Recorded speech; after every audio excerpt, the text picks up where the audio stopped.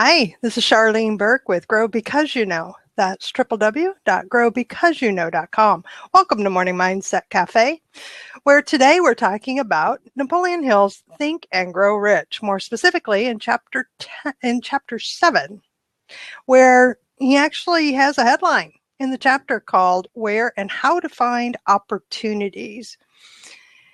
For Morning Mindset Cafe, we are referencing a PDF that I have available to those who are with us live today, and I'm looking at the PDF myself. So what Napoleon Hill is saying in the book at this point is that now that we've analyzed the principles, and we've talked about a lot of different principles to this point by which riches may be accumulated.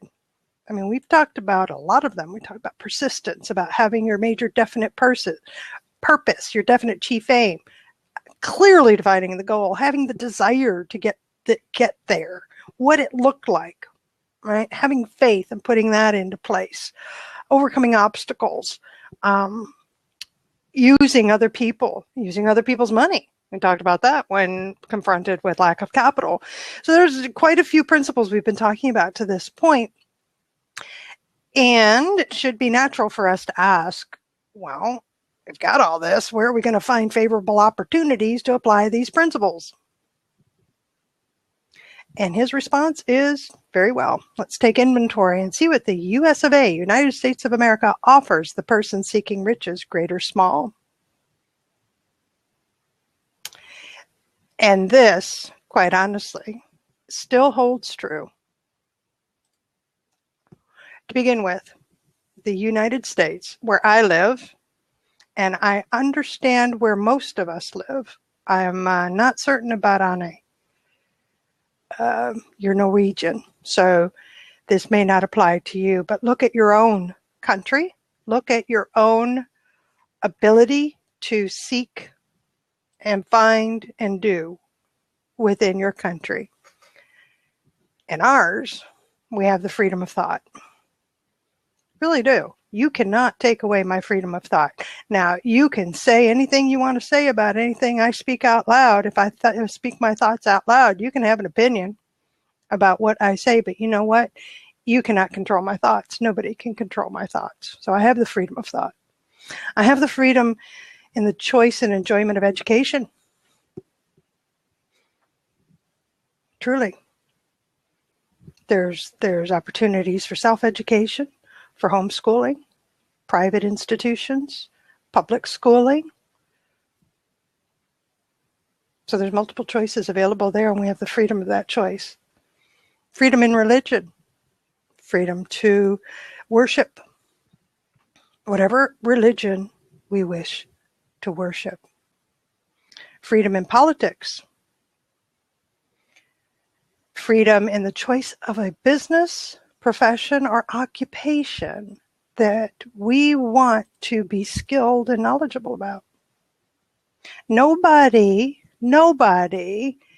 in any form of government is telling me what kind of job I will have.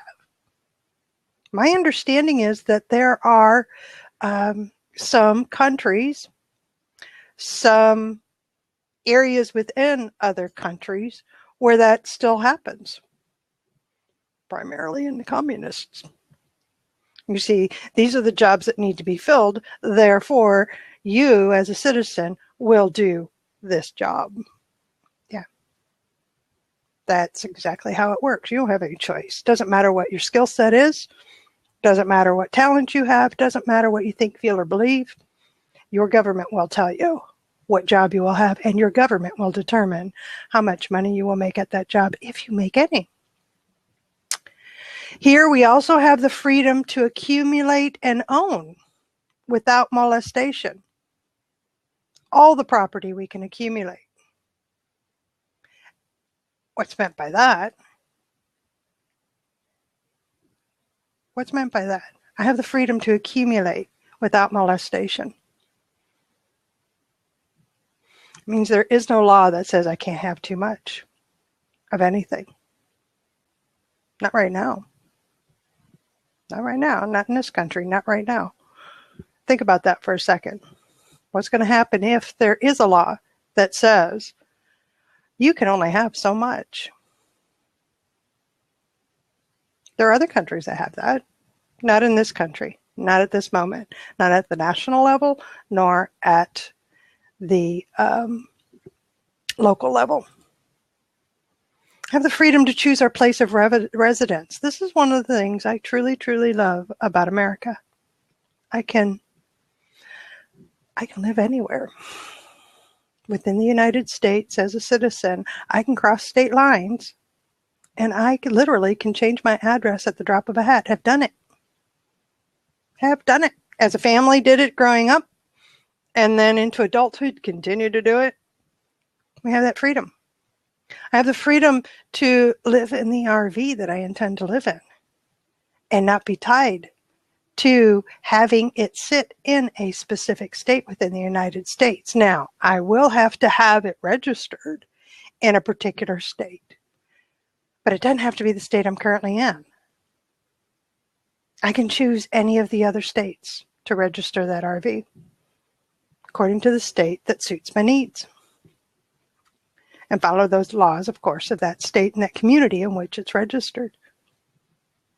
I still have that freedom today. You know what that means is I don't have to have paperwork showing that I am allowed into any of these other states. It's not required. There's no paperwork that's needed in order for me to walk across the state line and settle in that state.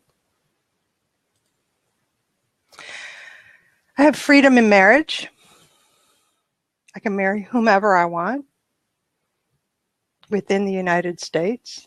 The government is not in control of whom I marry to a point. We just recently went through some uproar about that. Freedom through equal opportunity to all races. Yes. Doesn't matter the color of your skin, your family of origin, your country of origin. If you're a citizen of the United States of America, you have the same opportunity as I do.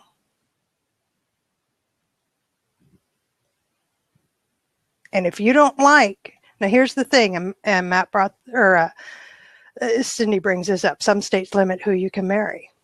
Some states. So you still have the freedom to move to another state, don't you? That's it. If you don't like the laws of that particular community that you're living within, and it can come down to, and it does sometimes, cities or towns. You don't like the way they live there, move. Yes, we can change our circumstances, and that's what it boils down to. We have those freedoms here in the U.S. Freedom through equal opportunity. We don't have equal outcomes, right? And that's because I am different than you. You and I can begin on the same path toward a particular outcome, and it will be different for each of us because we're bringing something different when we start at the path, and then the choices we make along the way. Of course, it'd be exactly the same outcome if we start exactly in the same spot and do the exact same things, right? Do we really want to do that? Think about that for a second. I don't want to do that. So we're looking at this entire list of freedoms. We have the freedom to aim for any station in life for which we've prepared ourselves, even for the presidency of the United States. Anything is possible, and it still is within the United States. No law has completely stopped anybody from achieving anything within the United States. Where there's a will, there's a way. That's the premise we're working from. Again, from the viewpoint of here in this country that I'm in, which is the United States. If you're in a different country, then look at your own opportunities there. But the point here is to lay the foundation that for those of us in the United States for whom this book actually was written about and for, is to take stock of of really the type of freedom that is available to us. Keep that in mind about food and about shelter and about clothing. You know, I mean, there's even a spot in here that says the average American has security of property rights not found in any other country in the world. I don't know that that holds true at the moment, only because this was written in the 1930s and other countries have begun employing or creating laws for property ownership and what have you within their own citizenry. Again, not only limited to this country, but keep in mind that, you know what, I can place my extra money in the bank. And it's reasonably safe. And the beauty, he says here, you know, the average American citizen, if an American citizen wants to travel from one state to another, he needs no passport, no one's permission. I can come and go as I please and return at will. I can travel by train, by car, bus, airplane, or ship. And that's all according to my own purse, what's in there.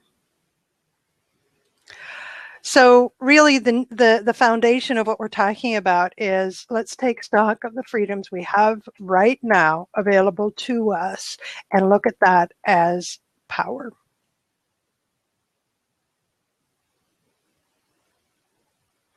Okay. Because that power now brings in that we can get capital. We have access to capital. We have access to capital through other people, through investors, through bankers, right? So it comes down to money and accumulating it. This is how you do it, right? Capitalists are the brains of civilization because they supply the entire fabric of which all education, enlightenment, and human progress consists. Capitalists. That's what we are in this country. We're capitalists. We support colleges, hospitals, schools, build good roads, publish newspapers, pay most of the cost of government, and take care of the multitudinous, love that word, detail essential to human growth. Flat out, still the truth today. Organized capital is what built most of what we have in our country. So we look at that and we look at all that it entails to bring products to us as consumers. And it happened through the labor and ingenuity and organizing ability, organized people, right? Manpower and capital, who had the imagination, faith, enthusiasm, decision, and persistence to get it done. So now I say, let's turn that on ourselves. If they can do it, why can't we?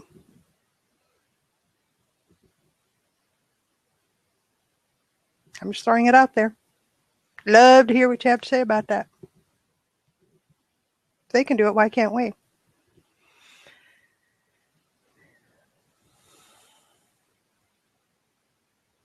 Oh, Catherine.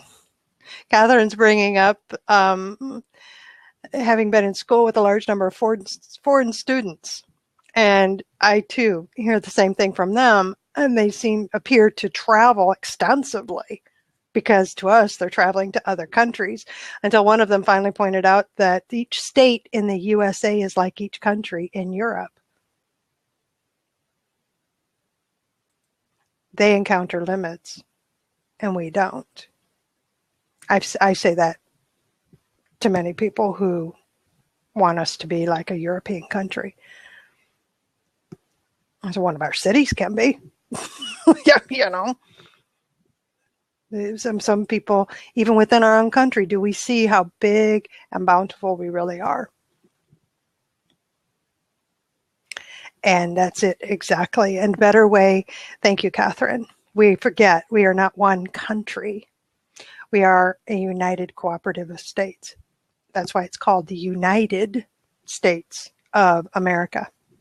Each state has its own governing body, as does each community. It really does. Doesn't matter what a lot of people seem to think or talk about, and always have. There are many people who don't understand what really the USA and how it's created. There's why there isn't a single culture, right? We have the freedom to have the culture that we want. Hence, I can live in any community that suits me because there is a community that suits me. My community are actually online, and we, my community, the one that I really want to be a part of, are travelers. They're nomads. And that's where I'm working towards getting to. I can do that. I could do it tomorrow if I wanted to, but honestly, my ethics and my conscience won't let me, because that would mean we walk away from obligations and responsibilities, and that's not what we do. That's how we prepare ourselves for success, is we take care of our obligations and our responsibilities. And this is interesting. Yuri, I'm going to just make an assumption that you're not American, because we kind of laugh when somebody says you all speak the same language. And it appears that we all speak English until you get into, until you get into little communities or big communities. I can go into cities and on the East Coast and words mean different things. But that's a small detail. Because you live here, you can reach out to other communities without penalty. Yeah. Again. See, I have, when we're online here, this is where we can see bigger opportunities than when we're sitting in our own small community, right? But even then, aren't we limiting our own thinking to the bubble within which we've decided to live? So taking myself out of that bubble, out of my office, out of the community I know today, the one I live in a neighborhood that's a part of a town, that's a part of a county, that is near a bigger city. Okay, have all that. It can be really easy, if I haven't gotten around much, to think that everything I see online about America, everything I see in the news about America is like right across the street. Perspective here. From where I live, if something happens in California, that's 2,000 miles away from me. That takes a week, anywhere from 5 to 6 days for a reasonable driver to drive. That's not right across the street. I laughingly tease Ken, who's in the UK, that, you must know this person. They live in UK. So obviously you must know them. And I tease because I understand that what can happen to us is, in a room like this and in communications with each other like this, we're crossing all kinds of barriers, and yet there's still a physical distance. That's all that's been shortened, is the physical distance for person to person. It still doesn't mean that just because I speak English, I can be dropped into Brooklyn and understand what everybody's saying. Trust me, I've spoken with Brooklyners. Pittsburgh's similar. In some areas of Pittsburgh, they have a language, Pittsburghese. Go deep in the South. I need a translator because of the way they speak. Cajun. Beautiful, beautiful to listen to them. I have no idea what they're saying. A friend of mine's husband is Cajun, and every year he recites the Christmas story, the Christmas poem in Cajun. And it's like, we have no idea. It just sounds wonderful. So if I don't like where I am, I can physically go someplace else. There's opportunities there. There's the key, right? There's opportunities there. The internet has broadened the level of opportunities available to all of us, hasn't it? Within the realm of the laws of your own country, there are things that you can do now online you couldn't do, right? Couldn't do them 20 years ago, couldn't do them 40 years ago for sure. So I love what Catherine is saying here, that really what it boils down to is you just laid the foundation, right? Laid the foundation of the kind of freedom that I actually have available to me and you have available to you. And the key is to recognize that it's not the circumstances that dictate your journey. I love that. It is not the circumstances. It's important to take stock of where you are right now. And we've done that. Done that through these principles, gotten to the point now that we're ready. We know what we want to go after. We have the faith, we have the desire, we believe we have the persistence. So what's stopping you? And we talked about some of the things that can hold you back. So we covered that. Now, where and how to find those opportunities. Okay. So the one thing to keep in mind, to take advantage of the capitalistic system. And the reason why we've even discussed a little bit of what Napoleon Hill was talking about in this book on chapter 7 at this point, is to show that all who seek riches must recognize and adapt themselves to the system that controls all approaches to fortunes, large or small. And then, because he did go into a bit of detail, the good and the bad and the ugly about capitalism, he wanted to present the side of the picture opposite to that freedom that shows politicians, demagogues who deliberately becloud the issues they bring up by referring to organized capital as if it were something poisonous. So, friends, could we please start thinking for ourselves and not allow somebody with an ulterior motive to determine how we feel about the freedoms and capital available here today to us.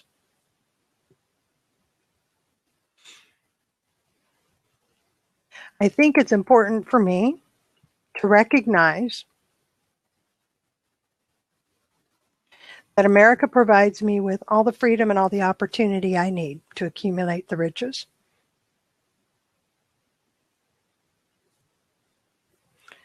And that, honestly, I love how he points this out because the numbers are so huge, it's ridiculous. Back in the 1930s,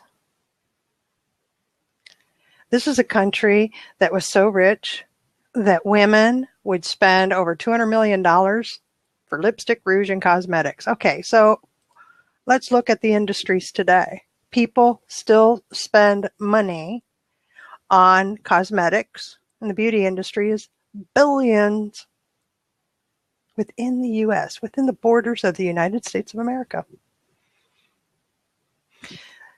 The industry for greeting cards and gift cards, hundreds of millions of dollars. The money's out there. Okay? It's out there. Somebody's got my money. You know? Who's got my money? My potential clients have my money. And I have the freedom to get in front of them with my services and my offering. Okay? My products, my services, myself, whatever I'm offering, in order to exchange that for money. Now, as free as I am, and the concepts of freedom that were reviewed quickly here, I work within the framework of how the laws work to protect my freedom to be able to pursue riches, to be able to pursue all the other freedoms available to me. My freedom of thought, my freedom of transport, my freedom of religion, politics, all of that, right? The laws are in place to protect those freedoms. So I need to know what those laws are. And I need to know how the financial industry works in some capacity in order for me to understand what the rules are. So if I want to start a business, I need to know the rules of starting a business where I sit right now. Now, this often confuses people in other countries. The rules to do business in my area, okay, 15 minutes from Louisville, Kentucky, the rules to do business where I sit right now, literally physically sit, are different than the rules to do business in Louisville, Kentucky. There's a reason that I live here. I prefer the rules here. I can work better within the rules here than I can the rules to do business in Louisville, Kentucky. I have that choice. And Catherine, yeah, same here. She's 3 miles from different rules. Yeah. I know those who are not American. I've talked with them. They just baffled. I was talking with a gal in Denmark, and she said, being an American in Denmark, she said it was pretty easy to accommodate to the rules there because they apply to everybody, which makes sense. Okay. Because it's a small country, and that's the country's rules and laws, and that which governs how they act and do things and do business.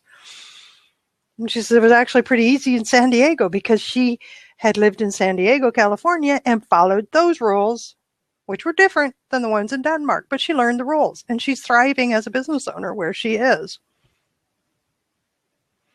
And if you don't understand the rules, if you don't understand the details of how to sell your services wherever you're selling them, then that can be overcome.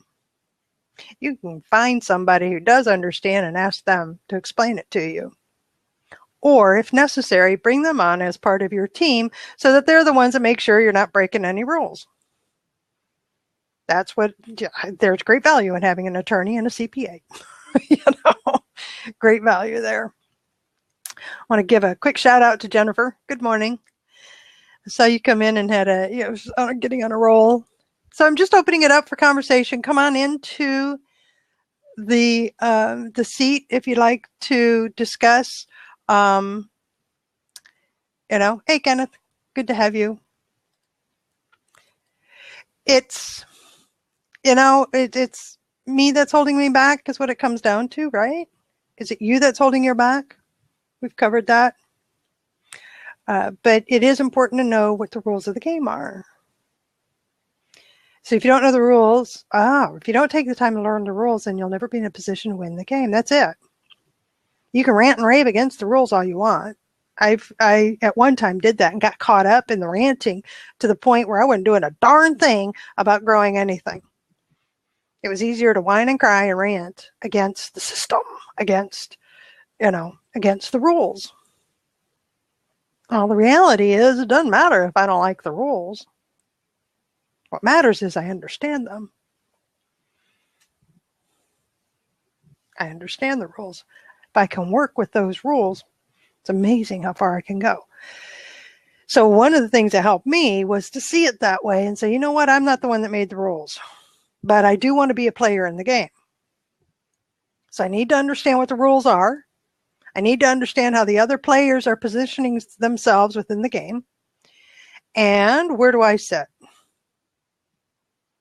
And how can I move ahead of some of these players? Well, if I follow the rules, actually, I can, because now I understand them and know how to work with them. The rules being laws.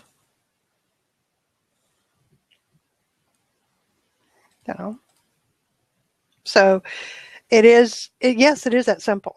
Please do not mistake that word for equating to easy. Please don't. But we're not here to talk about being easy, are we? None of us are here to looking for the easy route. We're looking for the one that's sustainable and will last us long term and will get us where we want to go. That's what we're here for. So there you go. Catherine, you got some great stuff here. You can pray for the weeds to be out of the garden, or you can go out and weed the garden. Yeah, it's like me sitting in the chicken coop praying to be a chicken. I don't know why I keep bringing that one up. I like to eat chickens. I have never wanted to be a chicken. Oh, well, it's the only thing that sticks in my mind. It's kind of like the joke thing with me. I can only remember one joke at a time. And it's the joke that made me laugh the hardest. And then until another one makes me laugh just as hard, that's the only joke I know. So that's why you get to hear about the chicken in the chicken coop. Yeah, you are in full-on mean mode, which is awesome. The only thing hindering your journey is staring back at you from the mirror. That's it. It's all up here. Make the decision. Make the decision. What it is you're going to go after. Be very clear about what that looks like and be very clear as to your why. What's a desire and faith that's going to support you in getting it done? Because where there's a will, there's a way. Learn the rules. You can find people who know how to work within them to make it work for you. You're the one that has to reach out and ask. You're the one that has to determine where you're going to go next. You're the one that has to do the work. Yeah. Everything is possible if I determine it is possible and then create actions to reach that possibility. Yes. Yeah. It's all within my power. I was talking with somebody yesterday, had dinner with a friend, and this is some of the things we were talking about. And what we were doing was, this is the 4th year for an event that I'm going to be speaking at, and it's going to be different this year because she's seeing it differently. The ultimate goal was to bring together a community of small businesses. That was the ultimate goal. And actually that had happened at every event before. What she hadn't been very clear about was what was really going to benefit those businesses, why they should come together. And we started talking about that, and she said, oh, it's going to happen. She's my own little Hillary Steele here in the U.S., quite honestly. Oh, it's going to happen. And yeah, it is. It's going to happen. And then we started talking about something else after that event. And I could see the spark in her eye. And I said, yeah, that's what I want to happen. And she says, that's possible. I said, of course it's possible. All that needs to happen is for me to determine that that's what I want to focus my attention on, because that's where the conversation ended up. That which gets my attention grows. That which I focus on grows. And I have to determine what's going to get my attention and what's going to have to be set aside for me to go after something new. That's where it comes down to me. It's not the environment. It's not the rules of the game. It's not the rules of the country I live in. It is me determining what's going to get my focus and making the decision based on that. So Cindy's saying, if you learn the rules, you can modify what you do to fit within them without breaking them. Oh yeah, those who really know the rules well know how to bend them.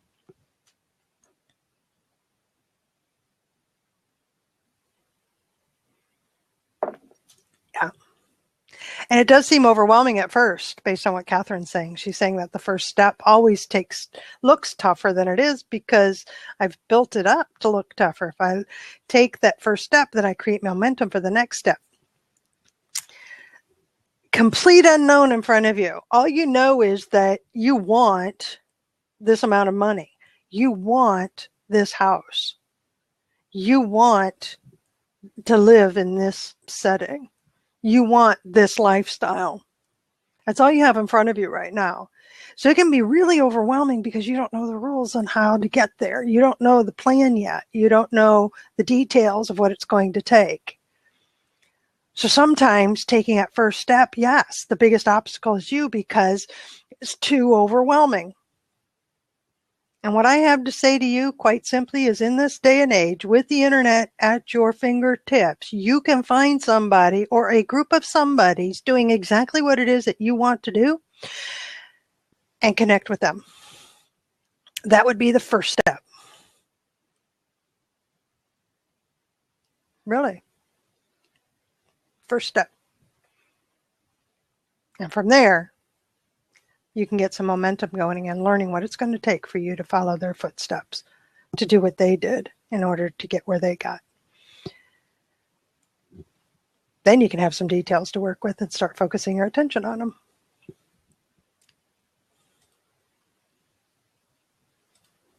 Get that momentum going. Yeah. Anybody want to drop in the seat and say, hey?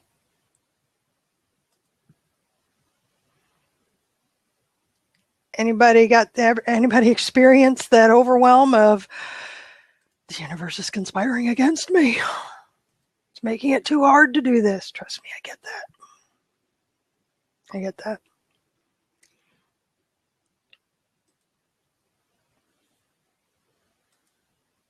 No, I do understand. Fleur. Hi, darling. Have not seen you in ages. So good to see you again. Now I feel like I've got old friends coming through. Yeah, it has been a while. It's delightful to see you. One of the first people that I connected with here on Blab and had some good conversations with. Yes, Catherine, thank you. I have no doubt they are conspiring, but I am moving forward despite what they say. Thank you. That's the answer, isn't it? Because when you feel like they, which is the overall general term of I'm just overwhelmed and I'm scared silly, the answer is you take a step forward anyway. Reach out to somebody else. Just reach out to somebody and say, all right, I'm getting overwhelmed here. Help me focus. Or I don't know what I'm supposed to do next. That's always fun. Because every once in a while when I do that, the people I do it to, they just look at me and say, what do you mean you don't know what to do next? It's obvious. Well, it's obvious to you, which is why I came to you. Thank you very much. And now I can go do my thing. It's like, some people do that to me. They come to me and say, I don't know what to do next. And then the big overloads, consulting clients, right? They're on overwhelm. And to me, it's obvious where they should go next. Well, that's why they came to me. Hello. They knew I had the answer. And that's my job, is to give them the answer. That's why they hired me. And so now they know the path they're supposed to go next and the next steps. All right, let's go. Had a conversation last night, different conversation. It was after dinner. This one was online with a customer of mine. And it was, we basically have spent the last 4 weeks, me saying the exact same thing over and over again, and him responding with a better way to do things. And I just listen. And I say, so you want to go from step 1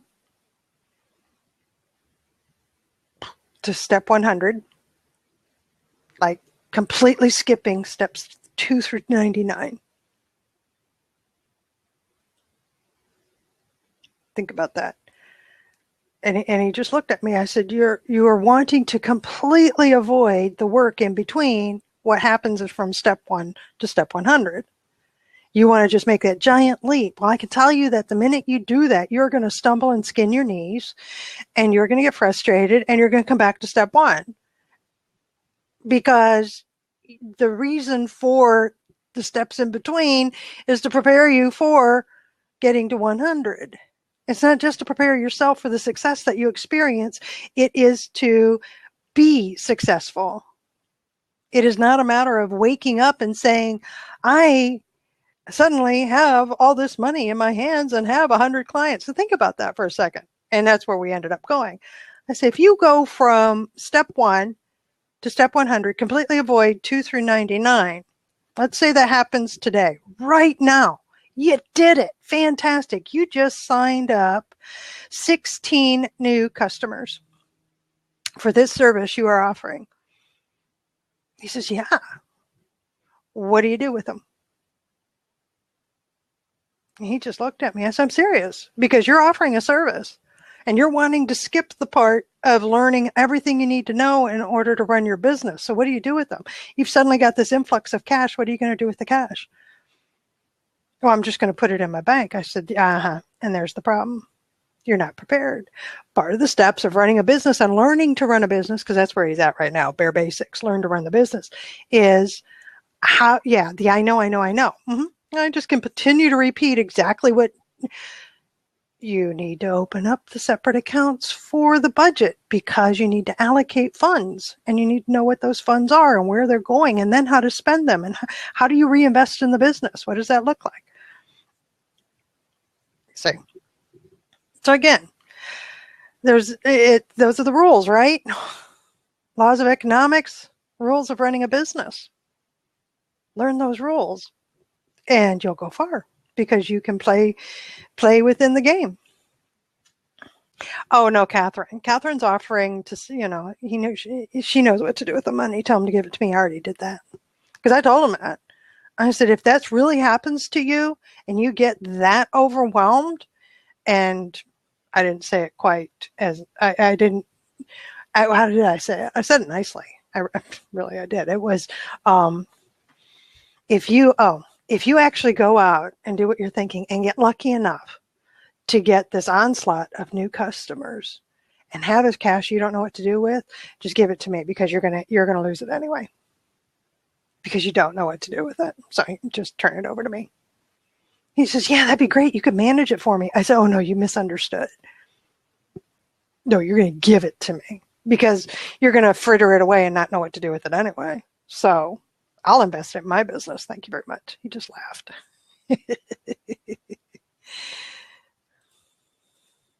Oh, that's again, get them thinking a little differently. Hey, you're getting there. Well, I think this is what I'll do. I said, I think that's an excellent idea. Again, it's called the rules of doing business. So knowing all that, what are you going to do with it? Where are you going to find those opportunities? How are you going to find them? Again, you know what you're offering. You know where your people are. Have you identified them? Maybe that's the question. Have you identified the people that you need to be working with? Do you have perspective?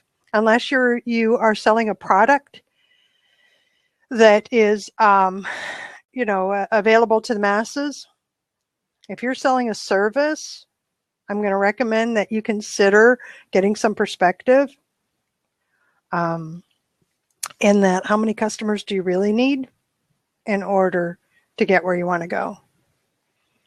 Could it be that 10 would do it for you?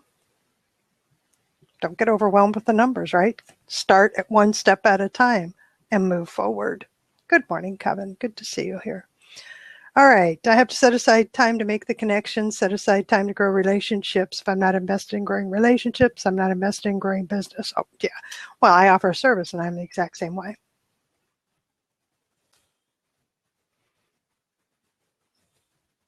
Exact same way. Yeah, it's the classic, if you're suddenly win the lottery and don't have plans, don't know how to handle the money that comes your way, you're going to fritter it away. It'll be gone. Or, as friends of mine once happened to, not friends, acquaintances, came into quite a chunk of money. Word spread through their friends. They didn't know what to do with it. So their friends came asking for loans. And they wanted to be nice and helpful and not feel bad about having more than their friends. So they loaned the money out, and then they were back right where they started with nothing.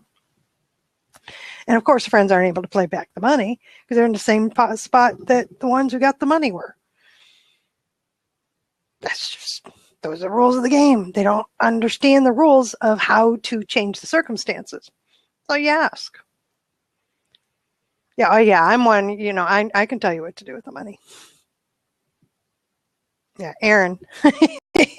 Aaron and I actually, as part of 16 to Success, did a piece about savings, the habit of savings. And the only way I could get through it was to talk about it being a habit. And I say that because I come from old school. You don't talk about money. Well, I'll tell you why. When you come from people who have money, this is what happens. Suddenly, y'all want it. You don't act that way when I talk about I got a yard full of garbage, do you? Nope. So anyway, yeah, you can give me $1 million. I can help it grow. No, I'm not a financial advisor, and no, I'm not. What's the disclaimer here? I'm not licensed to tell you how to do your money. I'm just telling you, you give it to me. I'll make it grow for me. For me, yeah. Every dollar has a name. Yeah, treat it with respect and all of that. So anyway, it's all just up to us, isn't it? Are we gonna take the first step? You're gonna go out and recognize where you are right now and what the rules are right now. If you don't know them, learn them. The rules of running your business in your location. Learn the rules of engagement. How's that? Learn the rules of engagement when it comes to service-based businesses. Start following those rules. Learn the rules of marketing online. There are rules. Every platform has its own rules. Blab has rules, right? Blab has terms and conditions. Now, this is interesting. The thought of 100 customers is scary, although it would be wonderful to have them because monetarily it would fix a lot of things. However, I'm loving this. If I can't provide good service, there will be 100 people who would badmouth me and the next set of clients will never exist. If I have 3 good ones whom I can give great service to, those 3 can create clients to last a lifetime. Nailed it. It's called perspective. That's why you have to be so very clear on what the end goal is. What's the amount of money you're going for? What are the services you're going to give in exchange for it? And how are you going to get in front of those people based on the rules of wherever you are so that they know you've got this service? And then if you've determined, 10 will do the trick. 3. Need to make 3 sales. That's all I need. It's a heck of a lot easier to manage than just this nefarious, I just got to go out and get as many as possible. Right? So it helps to know all those foundational things, the law of economics and the natural law of economics, which is I want what you have and I'm willing to pay you something for it. And getting out in front of them. And the internet makes it very easy. Love that, Catherine. Natives are calling. She's going off to make pancakes and grab a few opportunities. I'm with you on that one. Anybody want to jump in and talk about where and how to find some opportunities? Just curious if you're stuck. If you've been looking for opportunities and you're stuck. Any thoughts on, you can type it in the chat as well. Any thoughts on what I've been talking about to this point? Make sense to you?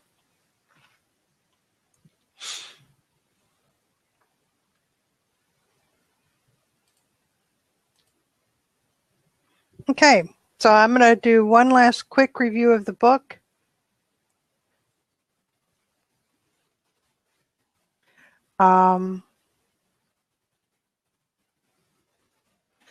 And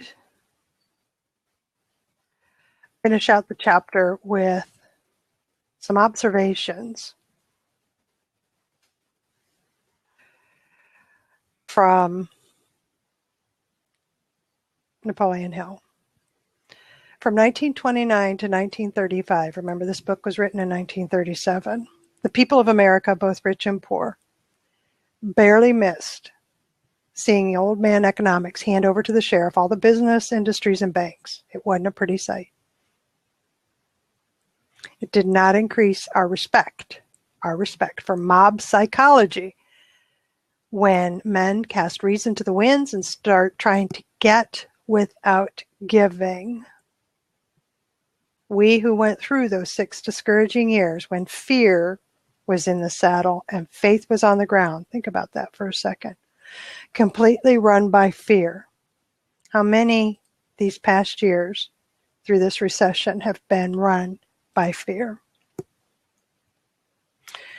Cannot forget how ruthlessly the law of economics exacted its toll from both rich and poor, weak and strong, old and young. We shall not wish to go through another such experience. And these observations are not founded upon short-time experience. They're the results of 25 years that Napoleon Hill did, 25 years of careful analysis of the methods of both the most successful and the most unsuccessful men America has known.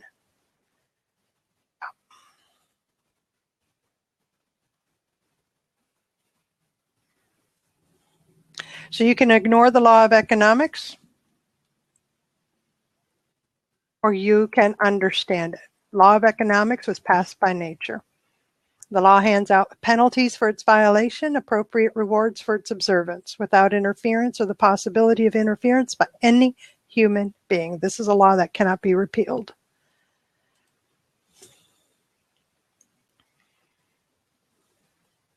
Opportunity is out here. It's right in front of us. It's here right now, isn't it? It's here right now. Right in front of us. We could be talking to each other after this blab. We could talk about building something together. And we could ask the questions of, do you know somebody who might know this?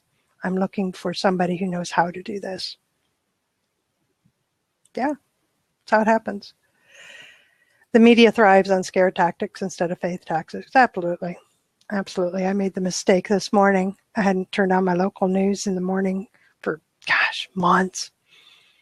And I did and said, so now if I were to base my day on what the local news said, well, there's a dead guy on the highway because of an accident. So I don't need to walk outside that front door, do I? And then there's, there was one good thing. No, there was one good thing. Hold on. I need to take that back. It wasn't all fear. My apologies. Let me take that back, because the mayor of Louisville was talking about how to keep the children engaged through the summer, and the public library offering multiple new programs to engage the children of the community, to make it fun to read and to learn. So my apologies. It wasn't all bad. Although if I took what else I saw, I wouldn't walk out. So anyway, those are my thoughts. Today was a day for Charlene's thoughts, so thank you for listening to them. Thank you for those in the chat area for adding to them and helping me to move along and discuss the foundation upon which we have in terms of freedom, understand the rules of the game so that you can be a player, and now go out and start looking for those opportunities. You're online. You got opportunities across the street, next door. It's a matter of you opening up your mind and seeing them. If you don't know, start asking questions. This is Charlene Burke with Grow Because You Know. That's www.growbecauseyouknow.com. Let's move forward with the day on purpose, with purpose, to grow our hearts, grow our minds, and grow our businesses. Until next time, have a great day.